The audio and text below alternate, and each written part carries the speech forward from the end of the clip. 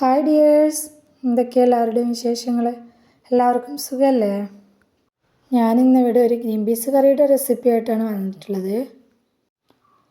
വളരെ സിമ്പിളായിട്ട് പെട്ടെന്ന് തയ്യാറാക്കിയെടുക്കാൻ പറ്റിയിട്ടുള്ള നല്ലൊരു റെസിപ്പിയാണ്. അപ്പം നമുക്കിത് എങ്ങനെ ഉണ്ടാക്കുന്നതെന്ന് നോക്കിയാലോ? അതിനായിട്ട് ഞാനിവിടെ ഏകദേശം ഒരു 200 ഗ്രാമാണ് ഗ്രീൻ പീസ് എടുത്തിട്ടുള്ളത്. അതൊരു 5-6 മണിക്കൂർ വെള്ളത്തിലിട്ട് കുതിർത്തെടുത്ത് വെച്ചിട്ടുള്ളതാണ് കേട്ടോ. അതിലേക്ക് ഒരു വലിയ സവാള എടുത്തിട്ടുണ്ട്, 2 ചെറിയ തക്കാളി, 3 പച്ചമുളക്, ഇഞ്ചി വെളുത്തുള്ളി പേസ്റ്റ് 1 ടീസ്പൂൺ, കറിവേപ്പില, പുതിന ഇല, മല്ലിയില, മഞ്ഞൾപ്പൊടി, കുരുമുളക് പൊടി, ഗരം മസാലപ്പൊടി, പിന്നെ ആവശ്യത്തിന് ഉപ്പും. ആദ്യം നമുക്ക് ഈ ഗ്രീൻ പീസിനെ നന്നായി വേവിച്ചെടുക്കണം. അതിനായിട്ട് ഞാൻ ഒരു കുക്കർ അടുപ്പത്ത് വെച്ചിട്ട് കുതിർത്ത് വെച്ചിട്ടുള്ള ഗ്രീൻ പീസ് അതിലേക്ക് ഇട്ട് കൊടുക്കുക. നമ്മൾ എടുത്ത് വെച്ചിട്ടുള്ള മഞ്ഞൾപ്പൊടിയിൽ നിന്ന് 1/4 ടീസ്പൂൺ മഞ്ഞൾപ്പൊടിയും ആവശ്യത്തിന് ഉപ്പും ഗ്രീൻ പീസ് വെന്ത് കിട്ടാൻ ആവശ്യമായിട്ടുള്ള വെള്ളവും ഒഴിച്ചു കൊടുത്തിട്ട് ഇതിനെ നല്ലപോലെ വേവിച്ചെടുക്കുക. ഗ്രീൻ പീസ് നല്ലപോലെ വെന്ത് കിട്ടണം കേട്ടോ, എന്നാലേ ഈ കറിക്ക് നല്ല ടേസ്റ്റ് കിട്ടുള്ളൂ. എനിക്ക് വറവിനാവശ്യമായിട്ട് കടുകും വറ്റൽമുളകും വേണം. ഇൻഗ്രീഡിയൻസ് കാണിക്കുമ്പോൾ ഞാൻ കാണിക്കാൻ വിട്ടുപോയതാണ് കേട്ടോ. പാൻ അടുപ്പത്ത് വെച്ചിട്ട് ആവശ്യത്തിന് എണ്ണ ഒഴിച്ചു കൊടുക്കുക. എണ്ണ ചൂടായി വരുമ്പോൾ കടുക് ഇട്ട് പൊട്ടിക്കുക,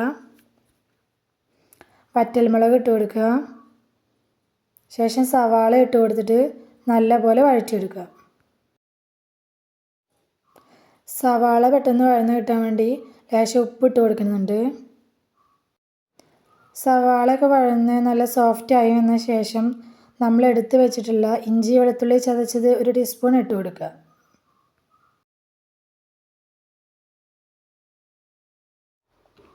ശേഷം അതിലേക്ക് കറിവേപ്പില ഇട്ട് കൊടുക്കുക.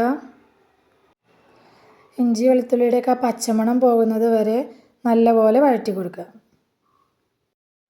ഇനി 1/4 ടീസ്പൂൺ മഞ്ഞൾപ്പൊടി കൂടി ചേർത്ത് കൊടുക്കണം.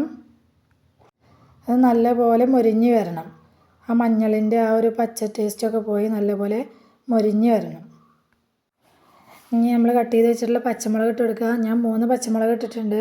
എരിവിനനുസരിച്ച് ഇതിൽ എണ്ണത്തിൽ മാറ്റം വരുത്താം കേട്ടോ. ഇത് തീരെ എരിവില്ലാത്ത പച്ചമുളകായിരുന്നു, അതാണ് ഞാൻ 3 എണ്ണം ചേർത്ത് കൊടുത്തത്. ശേഷം നമ്മൾ അരിഞ്ഞ് വെച്ചിട്ടുള്ള 2 തക്കാളി ഇതിലേക്ക് ഇട്ട് കൊടുത്തിട്ട് നല്ലപോലെ ഇളക്കിയെടുക്കുക. തക്കാളി ഒന്ന് സോഫ്റ്റായി വന്ന ശേഷം നമ്മൾ എടുത്ത് വെച്ചിട്ടുള്ള 1/2 ടീസ്പൂൺ കുരുമുളകും 1/2 ടീസ്പൂൺ ഗരം മസാലപ്പൊടി കൂടി ചേർത്ത് കൊടുക്കണം. പൊടികളുടെയൊക്കെ പച്ചമണം പോകുന്നത് പോലെ നല്ലപോലെ വഴറ്റിയെടുക്കണം. അതിനുശേഷം നമ്മൾ വേവിച്ച് വെച്ചിട്ടുള്ള ഗ്രീൻ പീസ് ഇതിലേക്ക് ഒഴിച്ചു കൊടുക്കണം. ഗ്രീൻ പീസ് ഒഴിച്ച ശേഷം നല്ലപോലെ ഇളക്കി യോജിപ്പിച്ചെടുക്കണം.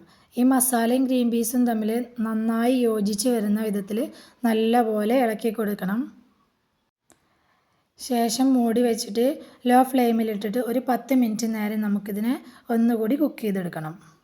അപ്പോഴാണ് ഈ ഗ്രീൻ പീസും മസാലയും തമ്മിൽ നന്നായി യോജിച്ച് നല്ല കുറുകിയ ചാറോട് കൂടിയിട്ട് കിട്ടുള്ളൂ. ഇടയ്ക്ക് മൂടി തുറന്ന് ഒന്ന് ഇളക്കി കൊടുക്കണം കേട്ടോ. വെന്ത് കുറുകി വന്ന കറിയിലേക്ക് കുറച്ച് പുതിനയില ഇട്ട് കൊടുക്കുക.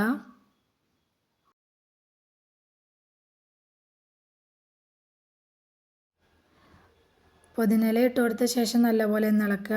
അതിനുശേഷം മല്ലിയില ഇട്ട് കൊടുക്കുക. പുതിനയിലയും മല്ലിയിലയൊക്കെ അവരവരുടെ ഇഷ്ടത്തിനനുസരിച്ച് ഇട്ട് കൊടുക്കുക കേട്ടോ. മല്ലിയിലയും പുതിനയിലയൊക്കെ ഉണ്ടെങ്കിൽ എന്തായാലും ചേർത്ത് കൊടുക്കണം കേട്ടോ. അപ്പോഴാണ് ഈ കറിക്ക് നല്ല ഫ്ലേവറും ടേസ്റ്റൊക്കെ കിട്ടുന്നത്.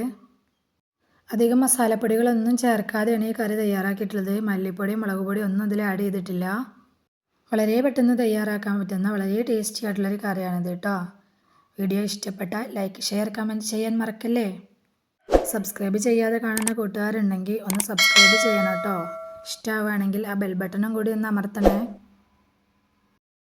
ഈസി ആൻഡ് ടേസ്റ്റി റെസിപ്പിയുമായി ഞാൻ വീണ്ടും വരാം. ബൈ.